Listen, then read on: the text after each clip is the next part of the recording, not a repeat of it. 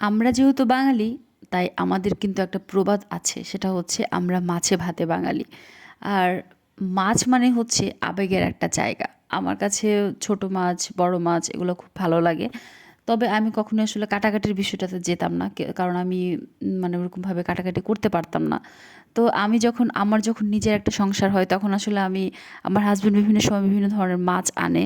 তো আমি আসলে চেষ্টা করি যে এই মাছগুলোকে কীভাবে প্রসেস করা যায়।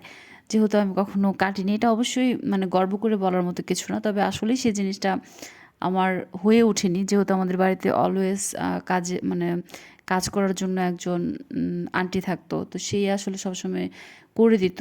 তো আমি যখন শ্বশুরবাড়ি থেকে আমাদের বাড়িতে যেতাম, তখন আসলে আম্মু মেক্সিমাম সময় খুব ভালো, ভালো খাবার আমার জন্য রান্না করতো। তো সেই জিনিসগুলো আসলে খুব মিস করি। আর আমি যখন আমার নিজের সংসারে এসেছি, মানে শ্রীমঙ্গলে এবং মৌলভীবাজার যখন ছিলাম, তখন আমার হাসব্যান্ড মেক্সিমাম সময় বিভিন্ন ধরনের মাছ আনতো।